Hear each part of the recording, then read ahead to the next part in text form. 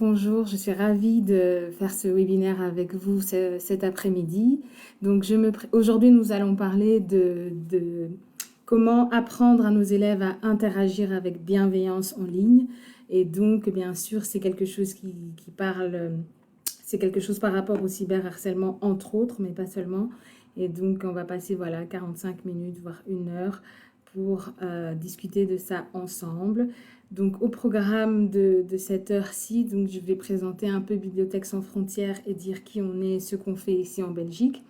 Ensuite, je vais donner une petite définition du harcèlement et du cyberharcèlement. Je ne vais pas m'étaler là-dessus parce que je pense qu'avec toute cette année de confinement, on a tous entendu parler de ça et on sait un peu tous ce que ça veut dire.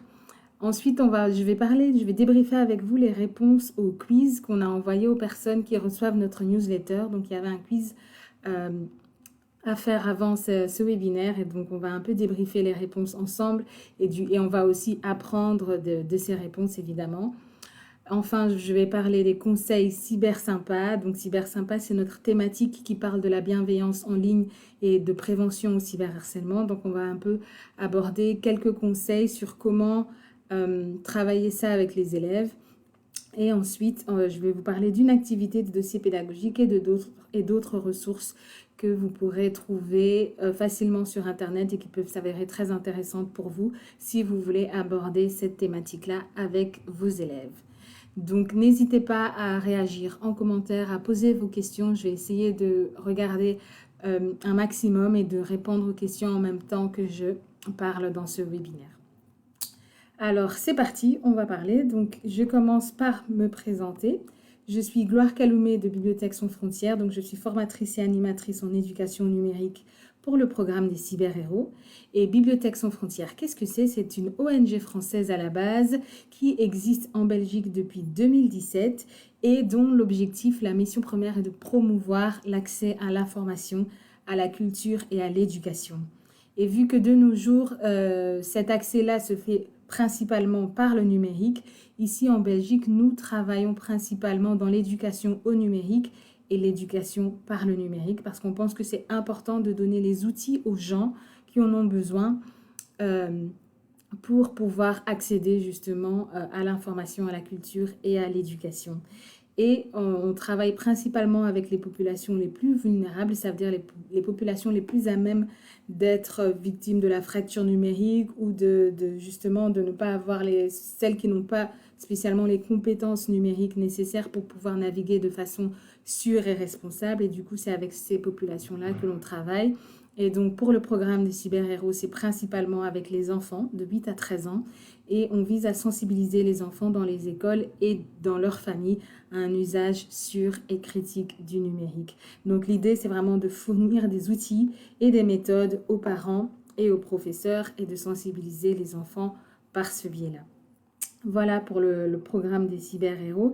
Et donc, on va passer directement à la thématique qui nous intéresse aujourd'hui, donc la thématique de la bienveillance en ligne. Et pour ça, je pense qu'il est quand même important de définir ce qu'est le harcèlement. Et comme j'ai dit, je ne vais pas m'étaler là-dessus, je vais juste donner vraiment les caractéristiques principales et les choses principales qui sont intéressantes pour nous pour ce webinaire.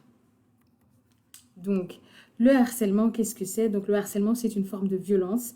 Ça peut être psychologique, ça peut être verbal, ça peut être physique, ça peut être aussi moral, psychologique, moral, verbal ou physique. Le harcèlement, c'est une forme de violence qui se dirige vers une personne, une cible. C'est soit une personne, soit un groupe de personnes. Il y a un caractère répétitif dans le harcèlement, donc il faut que ce soit vraiment une forme de violence qui s'exerce de manière répétitive plusieurs fois, qui s'inscrit dans la durée et qui place la victime dans un état de terreur et d'isolement. Donc le but premier du harceleur, c'est vraiment de pousser la victime à avoir peur de lui et à s'isoler des autres. Et donc c'est montrer en fait, en gros le harceleur cherche à montrer que c'est lui qui a le pouvoir sur sa cible. Et donc, ici, l'idée, c'est vraiment de chercher à vraiment garder une personne, une cible ou un groupe sous son emprise, si je peux dire, dans le but d'obtenir quelque chose de cette personne ou juste dans le but d'asseoir une sorte de position de pouvoir par rapport à cette personne. Et souvent, à l'école, la plupart du temps, ce harcèlement se base sur une différence par rapport au groupe. Ça peut être une différence physique, ça peut être une différence par rapport à l'origine, par rapport à un certain comportement, par rapport à des goûts, par rapport à un style vestimentaire, peu importe. Mais le harcèlement se base principalement sur une différence, donc à l'école. Et le cyberharcèlement, alors, c'est le harcèlement, mais transposé via des canaux numériques. Donc, ça peut être par SMS, ça peut être via les réseaux sociaux, ça peut être de différentes manières possibles, et c'est par les canaux numériques. Il existe différents types de cyberharcèlement. Par exemple, le fait d'envoyer à chaque fois des messages à caractère haineux à une personne, de publier des messages à caractère haineux sous des publications dans le profil d'une personne, le fait de, par exemple, usurper l'identité de quelqu'un en créant un faux profil au nom d'une personne pour humilier cette personne, le fait de, par exemple, répandre des rumeurs sur une personne, c'est de manière répétée, de manière vraiment à humilier la personne et à pousser la personne à s'isoler. Ça peut être une forme de cyberharcèlement. Ou par exemple le fait de diffuser des images à caractère sexuel d'une personne pour pouvoir humilier cette personne, etc., etc. Il y a différents types de harcèlement possibles sur le numérique également, comme dans la vie hors ligne. La particularité du cyberharcèlement, c'est que c'est une diffusion à un plus grand nombre et plus vite, parce qu'on est tout le temps connecté et on peut être connecté à énormément de personnes. Et du coup, ça fait que ça se répand très vite et ça se répand au plus grand nombre. Et enfin, il y a une notion très importante qui fait que le cyberharcèlement, une personne qui ne va pas forcément harceler dans la vraie vie peut devenir cyberharceleuse en ligne à cause de ce qu'on appelle l'effet cockpit. Et donc, ceux qui reçoivent la newsletter de Bibliothèques sans frontières, vous aviez déjà reçu une définition de ce que c'est l'effet cockpit, mais je vais la répéter ici. Donc, l'effet cockpit, c'est le fait que derrière son écran, le cyberharceleur se sent intouchable à cause, entre autres, de l'anonymat, parce qu'il se dit qu'on ne va pas le retrouver et que de toute façon, il y a tellement de personnes sur Internet, pourquoi on verra seulement son message, pourquoi on réagira seulement à son message à lui, par exemple.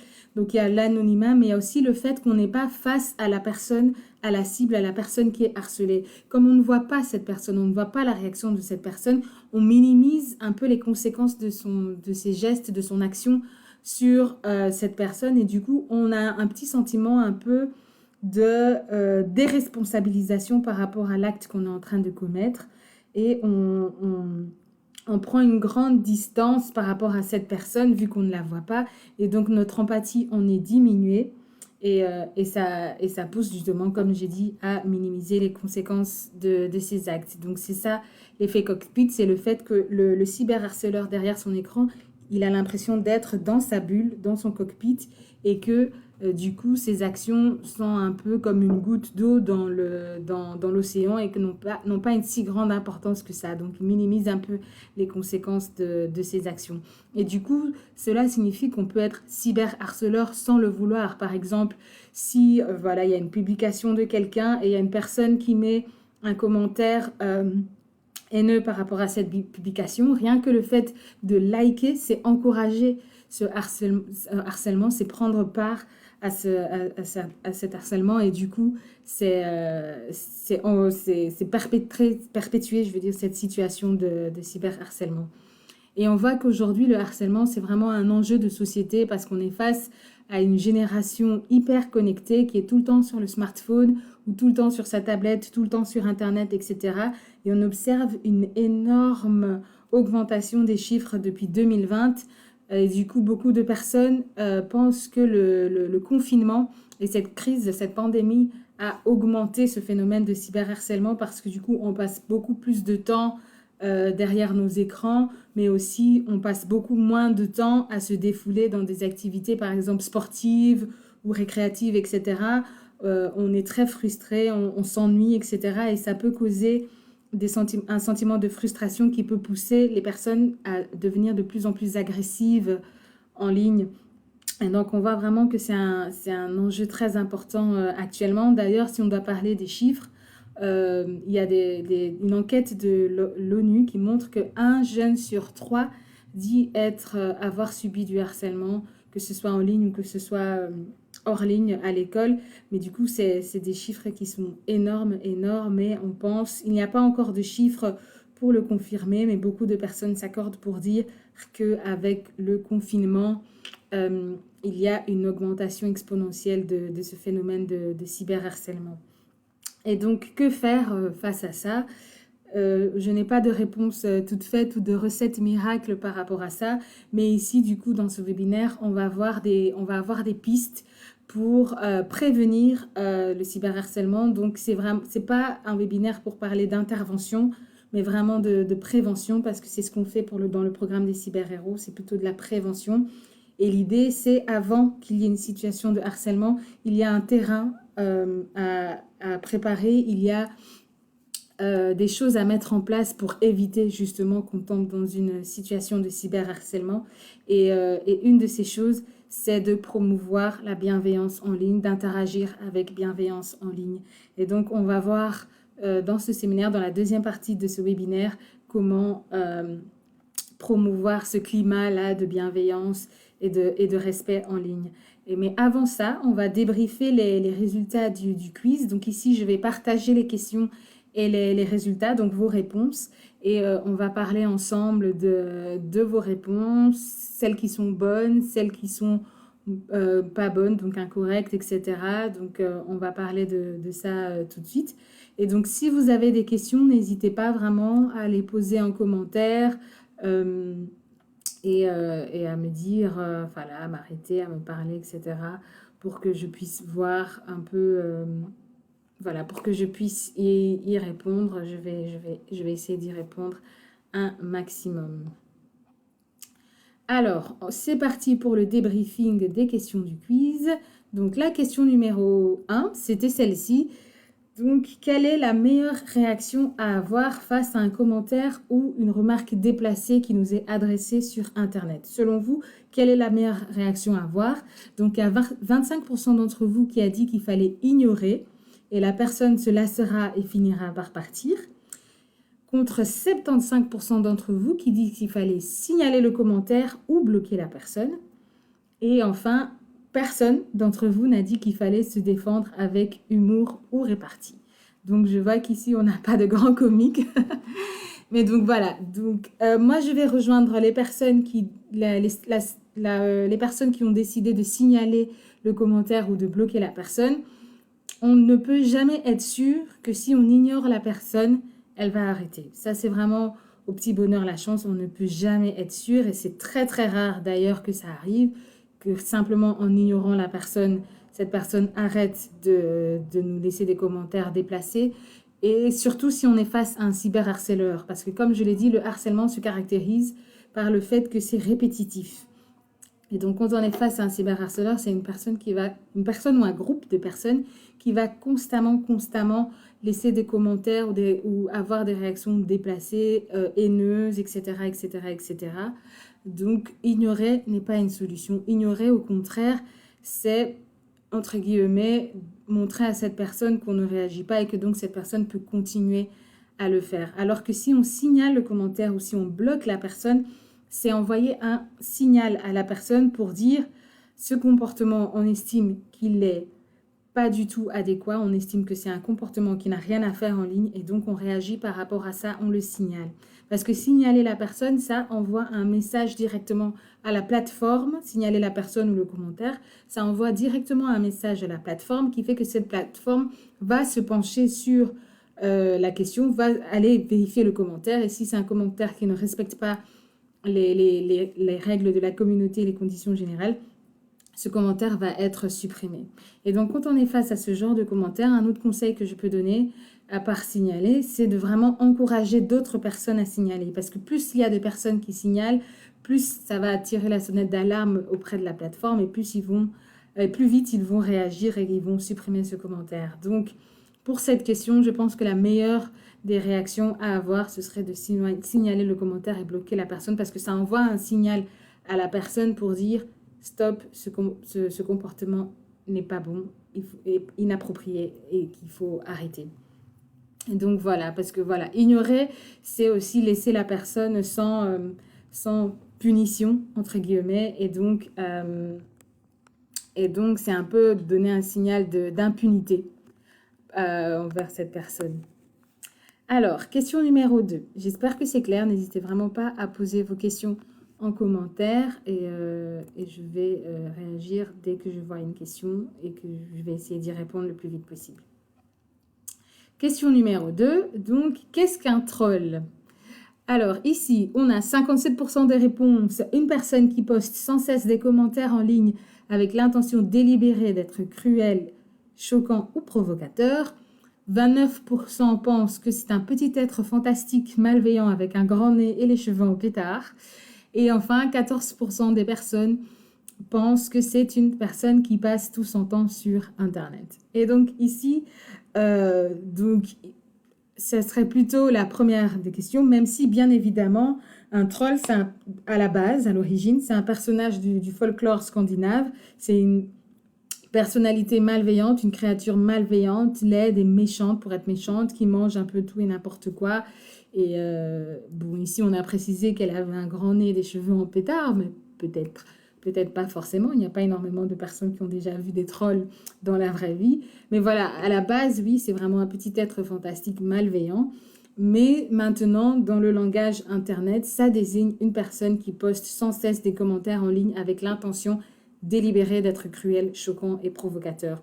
Et ici, on veut bien insister sur le fait que c'est vraiment une intention délibérée. C'est vraiment quelqu'un qui fait ça juste parce qu'il a envie d'être méchant et d'être provocateur. Parce qu'il arrive parfois que des personnes laissent des commentaires qui sont un peu contraires à ce qu'on a dit par exemple dans une publication, mais parce que ce sont des personnes qui pensent le contraire de ce qu'on pense, sans forcément que ce soit des cyberharceleurs ou des trolls. Mais il y a vraiment des personnes qui sont là que pour cela.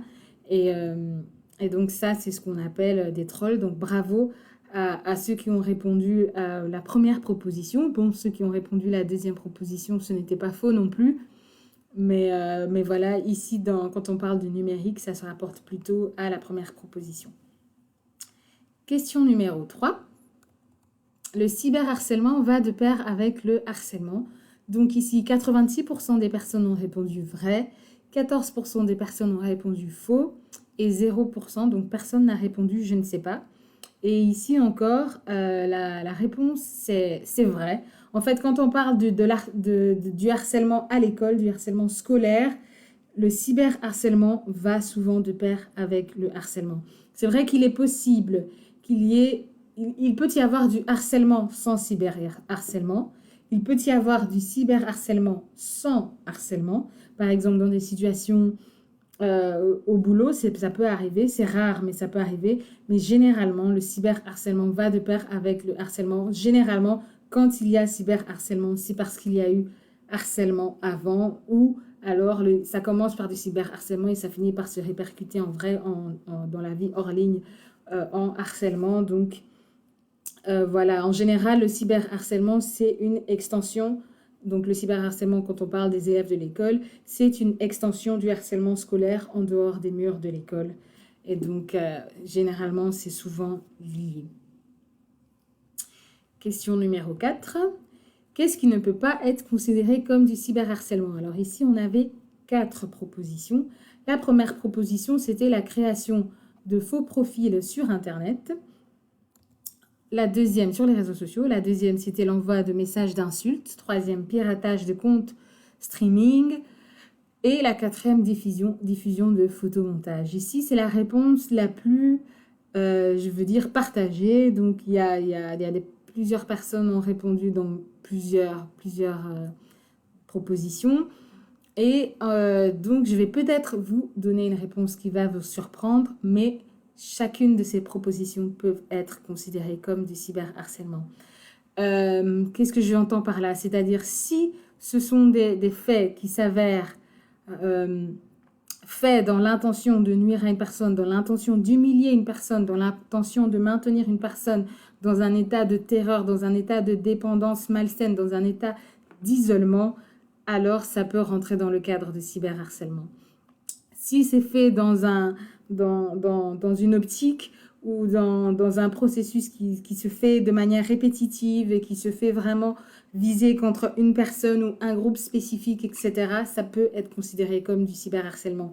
Je prends un exemple, celui qui paraît le moins évident, par exemple le piratage d'un compte de streaming. Si une même personne ou un même groupe de personnes pirate continuellement et de manière répétitive, répétée, le compte d'une même personne, d'une même cible, ça peut être considéré comme du harcèlement moral, donc du cyberharcèlement.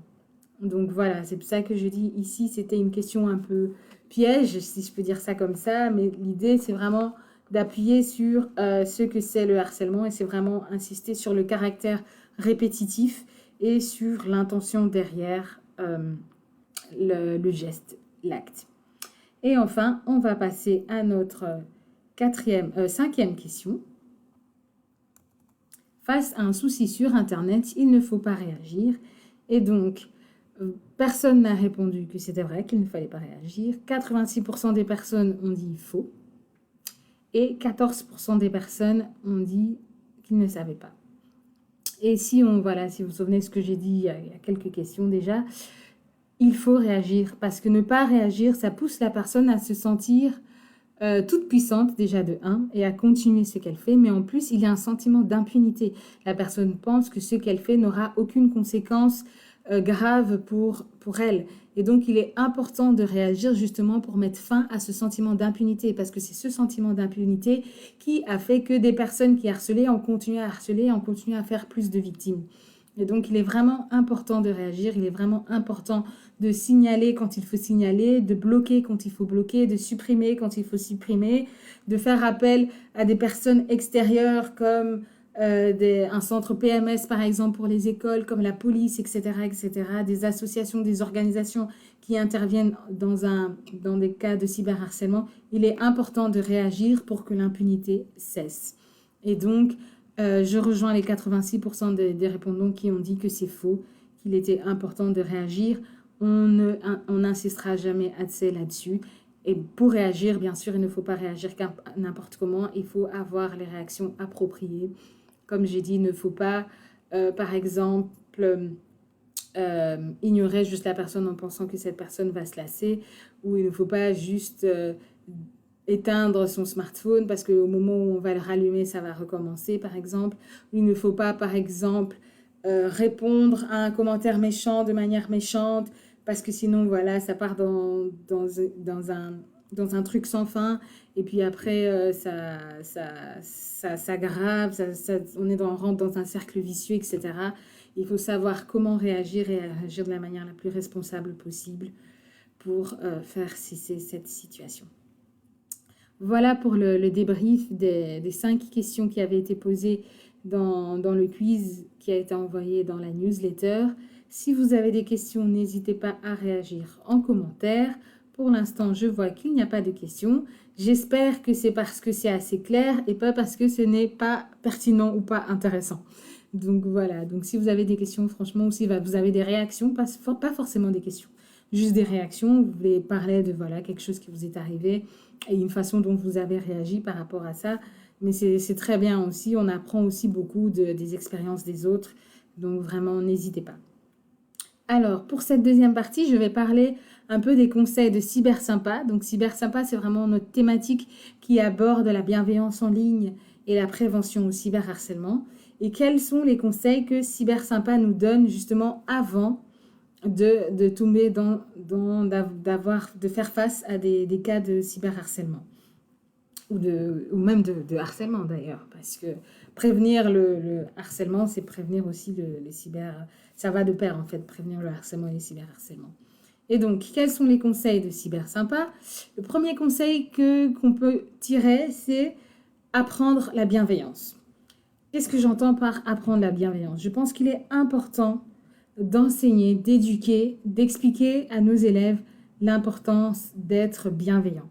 À l'école, on apprend entre autres à être des bons citoyens, on apprend à respecter des règles, on apprend le vivre ensemble, on apprend le respect. Il est important aussi d'apprendre la bienveillance et il est important d'insister sur le fait que la bienveillance, c'est en classe, c'est dans la cour de récréation, mais c'est aussi en ligne. Il est important de savoir que quand on est sur Internet, les bons et les mauvais comportements peuvent être amplifiés. Quand les bons comportements sont amplifiés, c'est une très bonne chose. Quand les mauvais comportements sont amplifiés, c'est une très mauvaise chose. Et les conséquences aussi peuvent être très graves. Et donc, c'est très important, c'est très essentiel d'enseigner, d'apprendre aux élèves à s'exprimer avec gentillesse et empathie.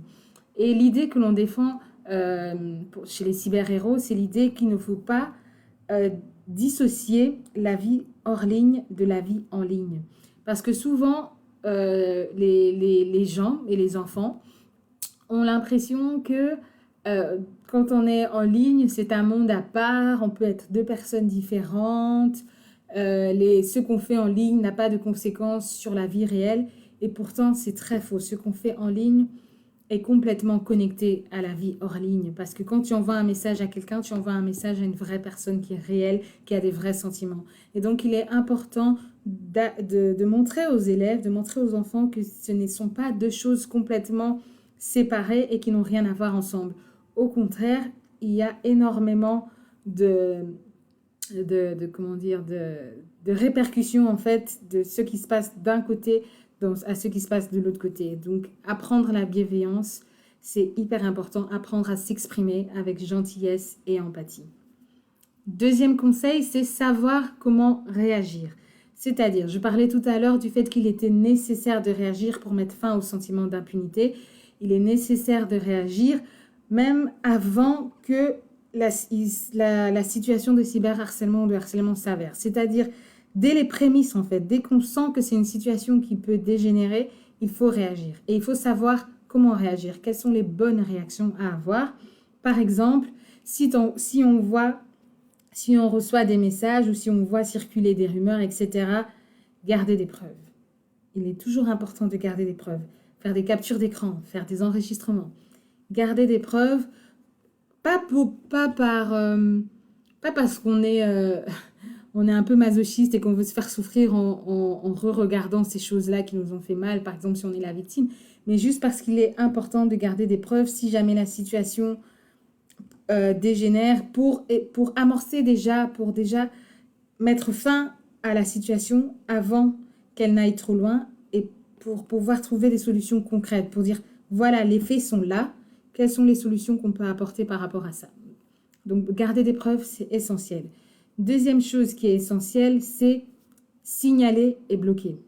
Signaler pour envoyer un message fort à la personne, pour envoyer un message à la plateforme aussi pour dire ce commentaire est inapproprié, ce comportement n'est pas bon, il faut qu'il cesse, il faut que ça soit supprimé des réseaux sociaux, supprimé de la plateforme, que sais-je, et bloquer. C'est sûr que j'imagine pour une ado, de bloquer tous ses copains peut être quelque chose de très difficile, mais il faut bloquer la source des problèmes. Il faut bloquer la chose qui fait qu'on n'est pas bien, etc. Donc, signaler, bloquer, c'est très, très important pour envoyer un signal fort à l'auteur des faits et à la plateforme.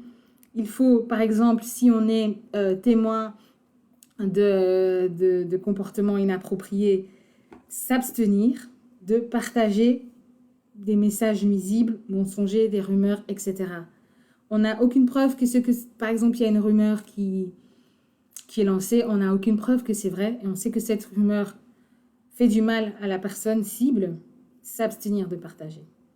Okay? Non seulement on fait une capture d'écran pour garder une preuve, non seulement on signale, mais il faut aussi s'abstenir de partager. Parce que partager, c'est encourager le cyberharcèlement, comme je l'ai dit il n'y a pas longtemps. Enfin, comment réagir? On peut aussi soutenir les cibles, montrer de la bienveillance, montrer de l'empathie envers ces cibles, les défendre, montrer à ces personnes qu'elles ne sont pas seules. C'est très important pour les cibles de se sentir soutenues, Donc ça, c'est vraiment un comportement qu'il faut encourager chez les élèves, le fait de soutenir la cible.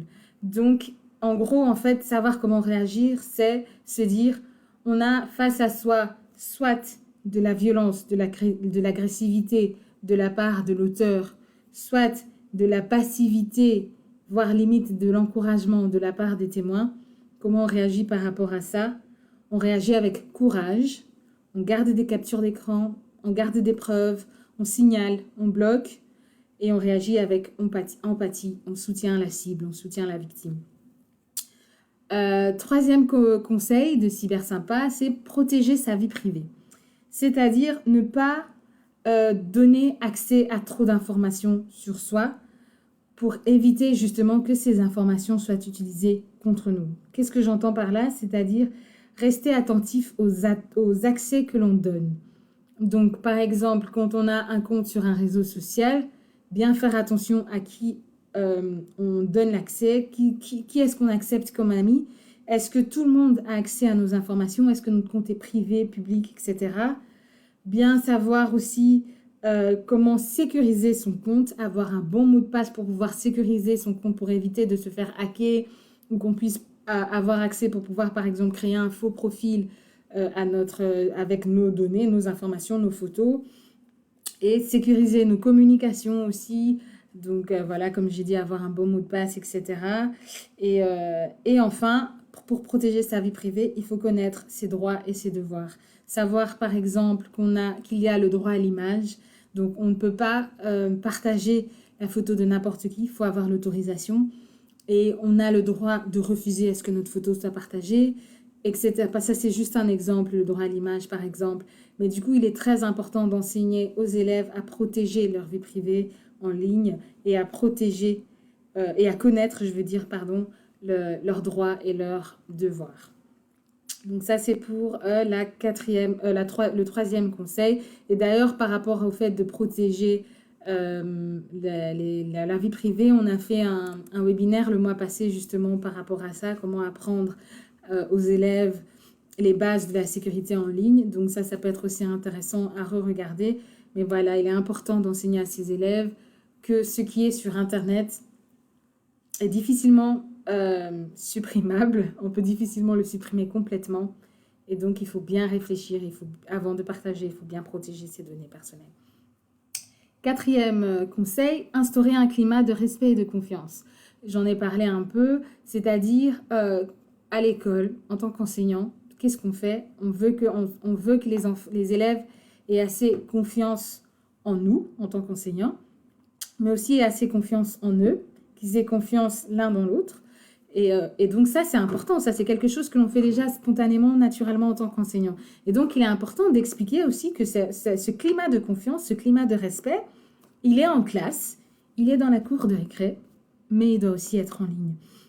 Et donc, il est important vraiment de maintenir le contact et la communication avec les élèves, montrer que nous sommes des personnes ouvertes, qui sont ouvertes aux échanges, ouvertes à la communication, savoir qu'ils peuvent parler avec nous s'il y a un souci. Souvent, les élèves le font aussi spontanément, beaucoup plus les plus petits que les plus grands, mais montrer que ce climat de confiance-là, le fait qu'ils sentent par exemple que l'école est un lieu où ils peuvent se sentir en confiance, on doit leur montrer que ce climat de confiance doit exister aussi en ligne. On doit leur montrer que vous voulez vous sentir bien à l'école, alors vous faites les efforts et vous mettez vraiment, vous donnez pour que ça se passe bien en classe. Et ça doit être la même chose en ligne. Il faut vraiment chercher à garder ce climat où les gens peuvent se sentir en confiance et peuvent se sentir respectés, surtout, qu'ils soient en classe ou qu'ils soient en ligne. Donc voilà, quand on aborde justement ces questions de confiance et de respect en classe, faire aussi le parallèle avec le numérique et les échanges en ligne, l'importance d'échanger avec respect et de savoir qu'on peut faire confiance à l'autre. Enfin, cinquième conseil, chercher de l'aide et du soutien.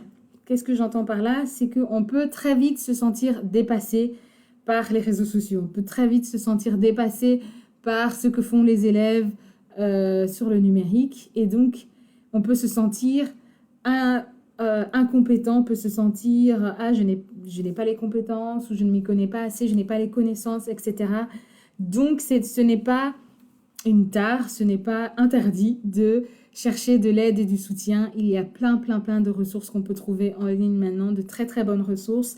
Je vais en partager quelques-unes un peu plus tard vers la fin du webinaire. Mais donc, franchement, n'hésitez pas à aller chercher des ressources, à lire, à regarder des webinaires comme celui-ci. J'espère que c'est un bon webinaire pour vous, que c'est intéressant, que vous n'avez pas l'impression de perdre votre temps. Et voilà, s'interroger. Il y a plein d'associations maintenant qui font de la prévention. Le centre PMS peut être aussi une très bonne ressource. Donc, n'hésitez pas à aller chercher de l'aide, à faire appel à des associations ou des personnes, des organismes, etc. qui s'y connaissent sur ce sujet et qui peuvent faire de la prévention parce que, comme dit l'adage, mieux vaut prévenir que guérir. Donc, voilà pour les conseils de Cyber Sympa. Je vais juste vérifier pour voir s'il y a des questions ou pas. Non, je ne vois pas de questions. Donc, j'estime que c'est assez clair. C'est super. Donc, pour les conseils de Cyber Sympa. Et donc, maintenant, je vais vous proposer une activité. Donc, nous avons, pour les cyber-héros à Bibliothèque Sans Frontières, nous avons un dossier pédagogique. Le dossier pédagogique se trouve sur notre site internet. Et donc, c'est un dossier où il y a une trentaine d'activités qui peuvent être mises en place en classe. C'est des activités qui sont pour la plupart déconnectées. Et dans ce dossier pédagogique, il y a notre fameuse thématique Cyber Sympa dont il est question dans ce webinaire. Et dans la thématique Cyber Sympa, il y a la première activité, passer à l'action. Cette activité s'adresse donc aux enfants âgés de 9 à 14 ans. Et c'est une activité qui permet d'identifier les 4 rôles clés d'une situation d'intimidation. Donc ici, on parle d'abord d'une situation d'intimidation parce que voilà, le cyberharcèlement commence toujours par le cyberharcèlement ou le harcèlement même, ou le harcèlement scolaire, commence d'abord par... Ça doit commencer déjà par une première situation avant de se répéter, de devenir du harcèlement ou du cyberharcèlement. Et donc l'idée ici, c'est vraiment de permettre aux enfants d'identifier les 4 rôles clés dans une situation d'intimidation et de savoir comment ils peuvent passer à l'action s'ils sont cibles ou témoins. Parce que, comme j'ai dit, le plus important, c'est de réagir, même si on est qu'aux prémices du harcèlement ou du cyberharcèlement, il faut réagir le plus tôt possible parce que c'est en fait le sentiment d'impunité qui fait qu'il y a eu énormément de victimes de harcèlement et de cyberharcèlement. Et donc, le fait de réagir le plus vite possible, ça permet de stopper l'hémorragie avant que ça fasse des grands dégâts. Donc, comment se passe cette activité? Ça commence par une discussion. Pourquoi être gentil est si important? Et donc, l'idée, c'est vraiment de discuter avec les élèves et de leur expliquer aussi qui sont les 4 rôles clés. Donc, les 4 rôles clés ici, c'est... je vois qu'il y a une question, donc je vais... voilà. Concrètement, comment mettre en place ces conseils dans nos classes? Et donc, voilà, par exemple, par des activités. Je pense que si vous avez des moments de discussion, de débat ou d'échange, etc., vous pouvez lancer des discussions par rapport à des sujets. Il y a plein de vidéos que vous pouvez montrer à vos élèves pour déclencher la discussion. Je vais en parler tout à l'heure.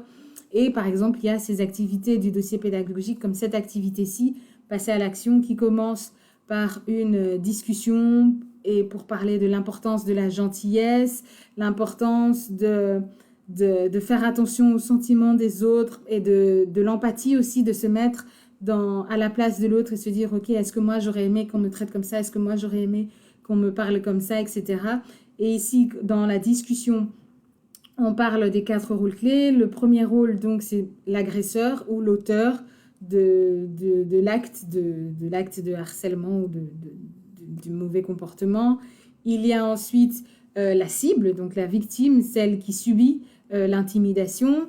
Et il y a ensuite les témoins. Et parmi les témoins, il y a 2 choses, il y a 2 catégories. Il y a les témoins spectateurs et les témoins acteurs.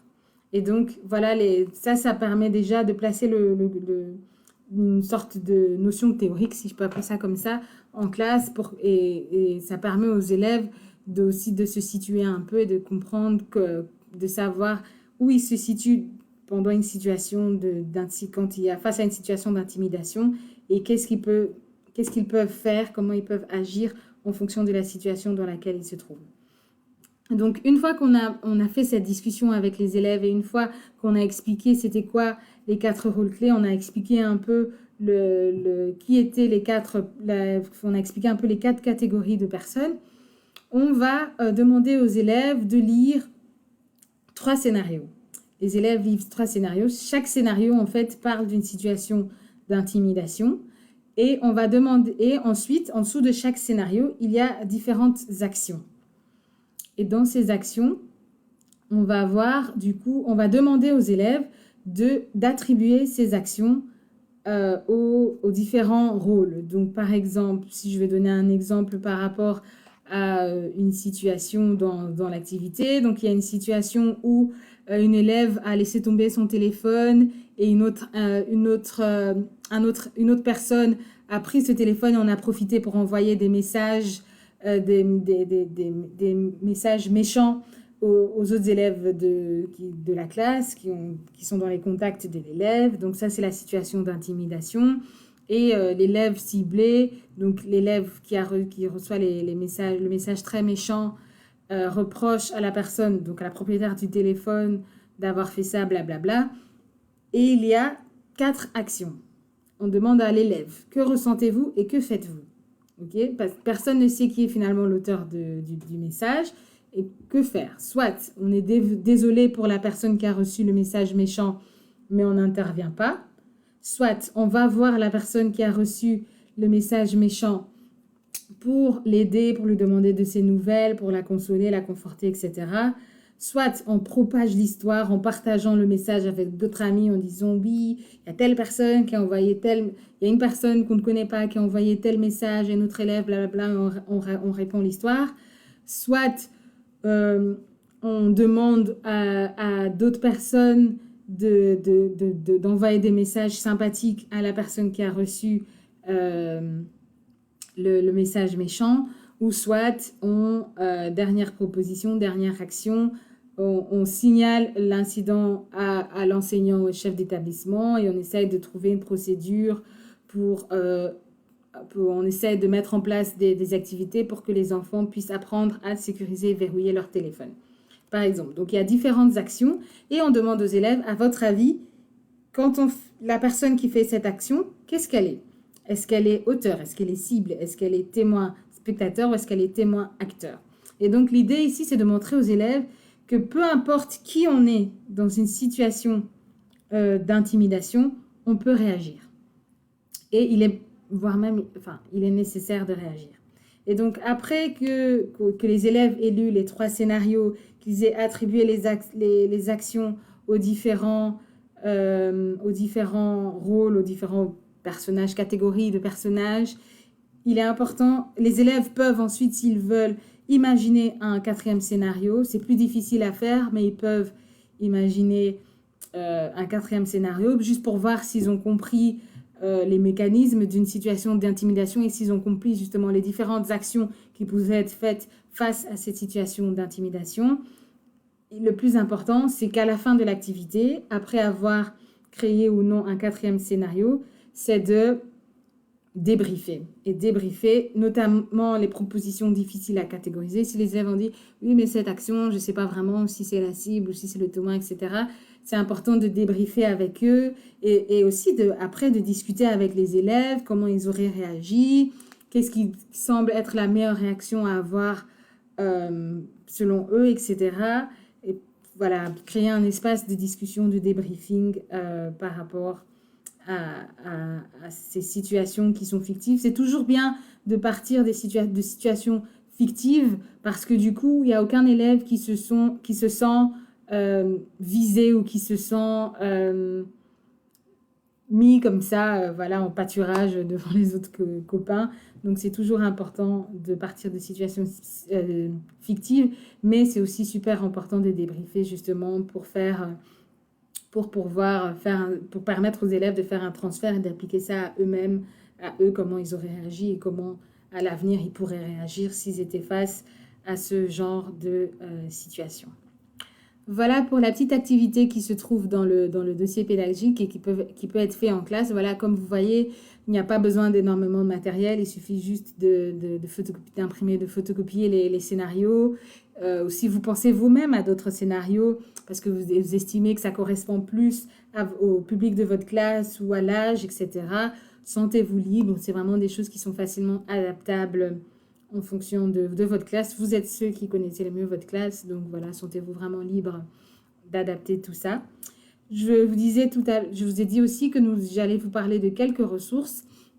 Donc, il y a d'autres ressources qui peuvent être intéressantes pour vous si vous voulez aborder la bienveillance en ligne avec vos élèves. Donc, il y a d'autres activités du cyber sympa du dossier pédagogique.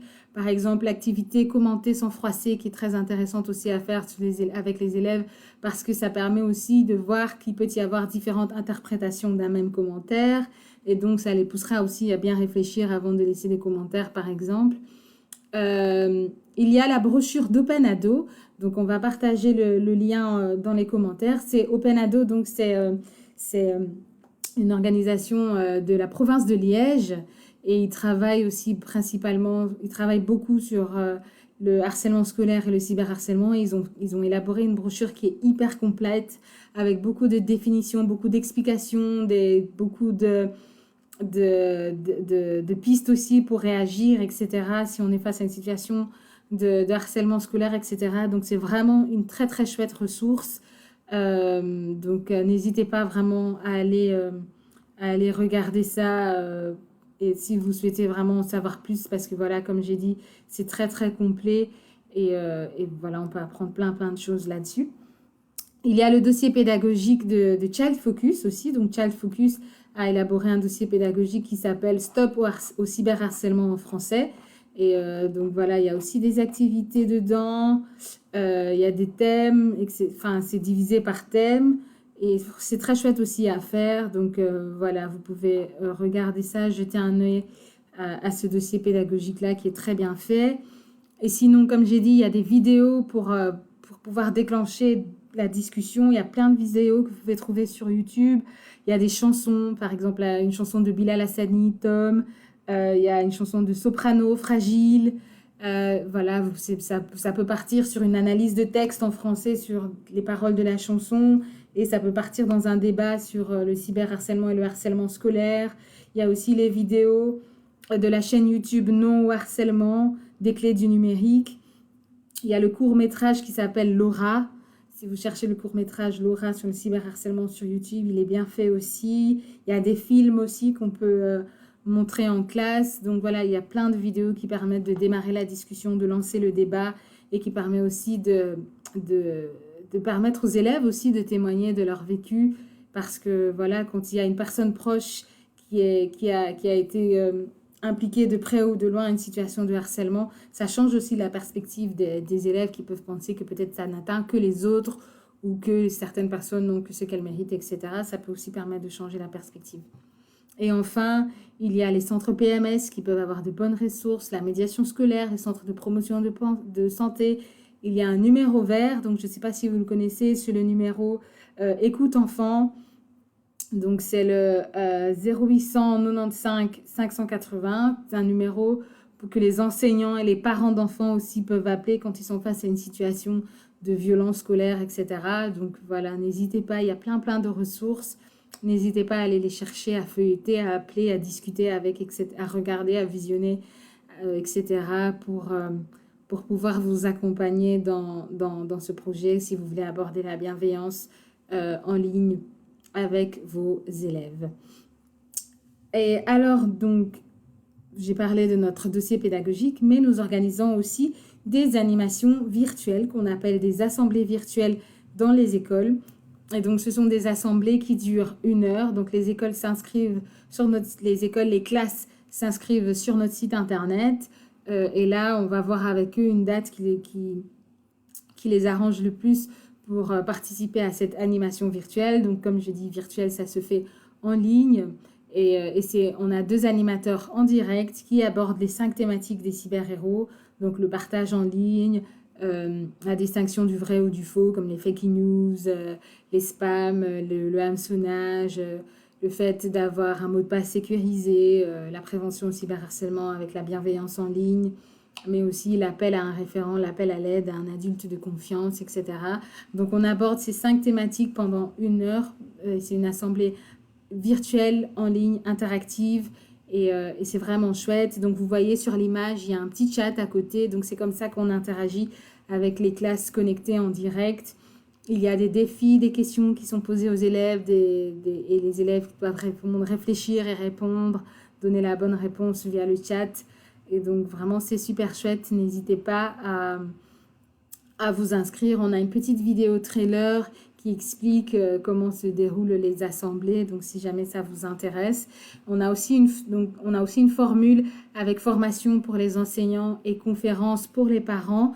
Vous pouvez aussi vous inscrire pour cette formule All Inclusive Cyber School sur notre site internet si jamais vous voulez aller plus loin avec votre école. On accepte déjà les écoles qui veulent s'inscrire pour septembre de 2021, donc pour l'année scolaire prochaine. Donc n'hésitez pas vraiment à jeter un œil sur notre site internet pour en savoir un peu plus sur ces formations-là. Et par rapport aux ressources, je voulais aussi vous dire que d'ailleurs cette semaine, la RTBF fait une semaine de mobilisation pour lutter contre le cyberharcèlement et va diffuser des films, des reportages, des documentaires. Il y en avait un hier qui s'appelait Le cyberharcèlement, la fin de l'impunité, un documentaire très intéressant que vous pouvez, je pense, revisionner sur Ovio. Je ne fais pas la pub d'RTBF, mais c'est juste parce que ce sont des ressources vraiment très intéressantes pour les personnes qui s'intéressent à ce sujet-là. Donc n'hésitez pas à regarder. Ce soir, il y a aussi un documentaire très intéressant, donc n'hésitez pas vraiment à regarder ça si vous êtes intéressé. Et voilà, j'ai dit tout ce que je voulais dire. J'espère que c'était assez clair, que c'était pertinent pour vous et que vous avez trouvé ça intéressant. N'hésitez pas en tout cas à nous contacter si vous avez des questions. N'hésitez pas à nous écrire ou même en commentaire. On va lire même après le webinaire et on va essayer de vous répondre dès que possible. Mais en tout cas, voilà, moi j'ai fini pour aujourd'hui. Et donc, j'espère que voilà, ça a été intéressant pour vous. Je vous dis merci de nous avoir suivis et j'espère vous retrouver très vite à une de nos assemblées ou si vous avez choisi la formule complète, à une de nos formations pour les enseignants. Merci beaucoup en tout cas de nous avoir suivis. Suivez-nous sur Facebook pour être tenu au courant de la date de notre prochain webinaire parce qu'on va encore faire un autre webinaire en juin. Et donc, suivez-nous sur Facebook pour avoir d'autres informations, toutes les informations. En tout cas, c'était un plaisir pour moi de partager ce moment avec vous. Et voilà, n'hésitez pas à nous contacter. Nous ferons un plaisir de vous répondre. Merci beaucoup et belle fin de journée. Au revoir.